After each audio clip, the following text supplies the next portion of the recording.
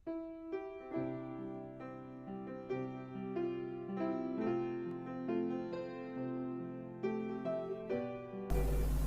yang kasih dalam nama Yesus, dalam Kisah 4 ayat 20 dikatakan,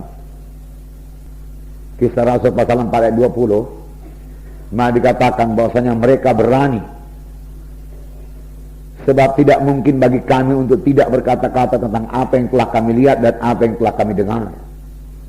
Ini pada waktu Petrus dan Yohanes teraku dilarang berbicara dalam nama Yesus, dilarang mengajar dalam nama Yesus. Tapi mereka dengan tegas menjawab, ya silahkan kamu putuskan sendiri manakah yang benar di hadapan Allah, taat kepada kamu atau taat kepada Allah. Sebab tidak mungkin bagi kami untuk tidak berkata-kata tentang apa yang telah kami lihat dan telah kami dengar. Tidak mungkin kami berhenti, tidak mungkin kita tidak berkata-kata tentang Yesus kalau Yesus dalam hati kita, saudaraku. Amin, saudara. Yesus begitu baik, begitu setia kepada kita, begitu mengasihi kita, saudaraku, menyertai kita, saudaraku, mendengar doa kita, menjawab doa kita, melindungi kita, saudaraku, memberikan darahnya, menyucikan dosa kita, saudaraku, memberikan Roh Kudus dalam kita, saudaraku, sehingga kita hidup berkemenangan, saudaraku. Tidak mungkin bagi kita untuk tidak menjadi saksi Tuhan. Firman Tuhan berkata, kamulah saksi-saksiku. Tuhan Yesus memanggil Petrus dan berkata, aku jadikan kau penjala jiwa. Pada waktu Tuhan Yesus mau naik ke sorga, saudaraku, dia berkata kepada Petrus, gembalakanlah domba-dombaku. Dan semua kita mengambil bahagian, saudaraku, bersaksi, saudaraku, membawa jiwa-jiwa. Pada hari pembimbingan di sini saya bacakan Markus pasal 2 itu, saudaraku, di mana 4 orang menggotong 1 orang yang lumpuh untuk bertemu dengan Yesus. Jadi 5 orang yang punya iman, yang mengatasi semua halangan, yang kerja keras, saudaraku, bahkan berbuat sesuatu yang tidak biasa diperbuat oleh manusia, supaya jiwa-jiwa itu bertemu dengan Yesus. Mereka mempunyai hikmat, saudaraku, daripada Tuhan, saudaraku. Kalau dilihat oleh orang dunia akan berkata, apa yang kerja orang itu? Panjat-panjat atap lagi, banyak-banyak rumah orang, merusak rumah orang. Nah, orang tersebut bisa minta ganti rugi dan lain sebagainya. Tapi Tuhan berkata, hai anakku, imanmu telah menyelamatkan engkau. Dibereskan Tuhan dulu jiwa manusia itu.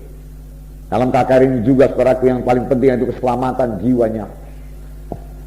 Keselamatan jiwanya, barulah kesembuhan tubuhnya.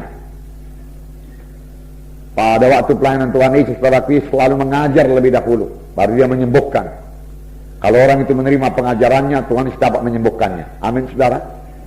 Firman Tuhan Mazmur 107 ayat 20 berkata, disampaikannya firman-Nya dan disembuhkannya mereka itu. Disampaikannya firman-Nya dan disembuhkannya mereka itu. Firman Tuhan sampai sekarang berkuasa. Amin, saudaraku.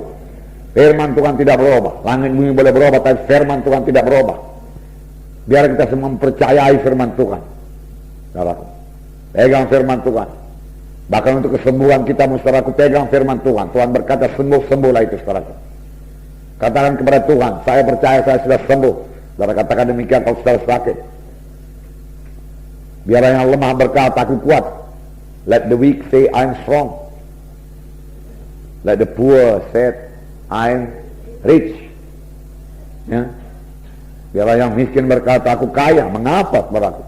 Karena Tuhan setelah menjadi miskin, supaya dengan kemiskinannya kamu menjadi kaya. Punya iman ini, saudara. Saudara masih muda. Amin, saudaraku. Ya, Yesus betul-betul menjadi miskin, saudaraku. Dan dia hanya miskin dalam satu perkara. Dia menjadi miskin, saudaraku, dalam bidang materi saja. Kalau dia miskin dalam bidang rohani, dia tidak bisa membagikan orang mati, saudaraku. Penuh dengan kuasa Tuhan dia, baru dia bisa membagikan orang mati, menyembuhkan orang sakit, mengusirkan setan, meneduhkan danau Galilea, saudaraku. Berarti dia penuh dengan kuasa Tuhan, penuh dengan urapan Tuhan, saudaraku, kaya dengan urapan Tuhan. Tetapi dalam satu perkara, saudaraku, dia tidak punya rumah, saudaraku. Walaupun dia tidak pernah terlantar, saudaraku. Dia menjadi miskin, tapi firman Tuhan berkata, saudaraku, dengan kemiskinannya, kamu menjadi kaya. Kamu menjadi kaya. Haleluya, saudara. Biar kita mempercayainya, saudara sudah mengetahui jalannya, kalau saudara sudah training. Bagaimana supaya jaya dalam hidup saudara. Haleluya. Ya, tetap hidup dalam Tuhan, dan firman Tuhan berkata Tuhan akan menggenapkan hari-hari hidupmu, tahun-tahun hidupmu. Tuhan akan menggenapkan tahun-tahun hidupmu. Berarti Tuhan menggenapkan tahun-tahun hidup kita sepanjang kita beribadah kepada Tuhan. Haleluya. Nah, saudaraku, kisah 5 ayat 32 juga berkata bahwasanya mereka berani bersaksi. Dan kami adalah saksi dari segala sesuatu itu. Kami dan Roh Kudus yang dikaruniakan Allah kepada semua orang yang mentaati Dia. Haleluya. Roh Kudus saksi yang sejati. Petrus berani berkata, saya dan Roh Kudus, kami dan Roh Kudus menjadi saksi. Haleluya. Kami dan Roh Kudus menjadi saksi. Semua perkara itu dia katakan. Dia baru ditangkap, baru dipenjarakan, tapi malaikat Tuhan bebaskan dia. Bukannya dia takut, dia mengajar lagi saudara, dan ditangkap lagi, dan dia diri lagi, dan disuruh lagi jangan berbicara. Tapi tidak mungkin kami tidak bicara. Kami dan Roh Kudus jadi saksi tentang hal segala perkara itu. Nah, mereka menyaksikan Tuhan Yesus. Amin saudara. Nah, puji Tuhan. 2 Korintus 4 ayat 13. 2 Korintus pasal 4 ayat 13. Saya membacakan pada saudara. Sini dikatakan, namun karena kami memiliki roh iman yang sama, seperti ada tertulis, aku percaya, sebab itu aku berkata-kata, maka kami juga percaya, dan sebab itu kami juga berkata-kata. Aku percaya, sebab itu aku berkata-kata. Kami percaya, sebab itu kami berkata-kata. Saudaraku, karena saudara percaya, saudara harus berkata-kata. Tidak ada orang yang percaya yang bungkam, saudaraku. Amin. Saudara mau mempraktekkan iman saudara juga harus melalui kata-kata. Amin. Ya, tidak ada iman yang dipraktekkan tanpa kata-kata. Iman harus disertai dengan ucapan. Kita sudah belajar semuanya, betul? Ya, apa yang kita ucapkan saudaraku? Firman Tuhan kita ucapkan. Iman tidak bergantung pada perasaan, betul? Perasaan kita masih sakit saudaraku. Ya, tapi kita berkata, saya percaya oleh Biluri saya sudah sembuh. Nah, saya percaya oleh Biluri saya sudah sembuh. Amin. Ya, karena kita percaya kita berkata-kata. Kalau kita percaya Yesus kita berkata-kata dari hal Yesus. Kalau kita cinta kepada Yesus kita bicarakan Yesus. Amin saudara. Nah, puji Tuhan saudara. Ini ada satu cerita yang panjang saudaraku. Yohanes 4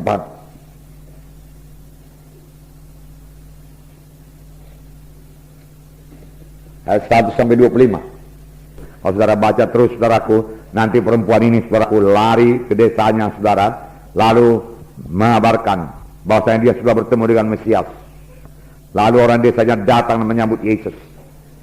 Lalu Yesus tinggal 2 hari di kota Samaria, dan seluruh kota Samaria mendengarkan Injil Tuhan. Nah, saudaraku yang kasih dalam nama Yesus, saudaraku Yesus, saudaraku, dalam suatu dia di dunia ini mengerjakan pekerjaan Bapaknya. Dia juga tahu capek, saudara. Tahukah saudara ayat 6 mengatakan dia letih. Saya membacakan pada saudara ayat 6. Di situ terdapat sumur Jakub. Yesus sangat letih oleh perjalanan, karena itu dia duduk di pinggir sumur itu. Hari kira-kira pukul 12. Saudara, dia dalam keadaan tubuh manusia. Dia tahu letih. Tapi dia jalan terus. Saudara. Dia duduk di perigi itu, di pinggir perigi sumur Samaria. Saudara. Bukan ada krosinya, saudara, atau ada tikarnya, tidak, saudara. Mungkin ada batu di situ, saudara. Dia duduk di pinggir di batu itu, saudara. Dia capek, sangat letih. Yesus tahu apa artinya letih. Karena dia manusia. Nah, selama dia di dunia, dia selalu berkata anak manusia. Dia tertidur di perahu karena kecapekan melayani, saudara. Pada zaman dahulu melayani, saudaraku, di sini ayat 1 tadi dikatakan bahwasanya dia akan pergi, saudaraku, dari Yudea kembali ke Galilea, tapi dia harus melintasi Samaria. Dengan apa? Jalan kaki, nggak ada kendaraan yang lain. Jalan kaki. Nah, berapa kilometer? Saya nggak tahu, saudaraku. Sampai dia sangat letih. Dia haus, saudaraku. Dia perlu tidur, saudaraku. Dia tertidur, saudaraku. Itulah dia Tuhan Yesus, saudaraku.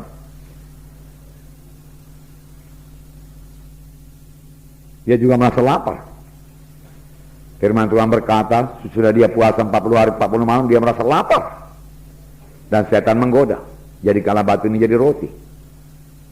Nah, Setan juga tahu kapan saudaraku keadaan tubuh jasmani kita ini lemah. Setan mau mencoba mengalahkan kita.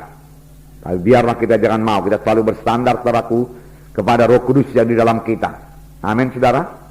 Ya.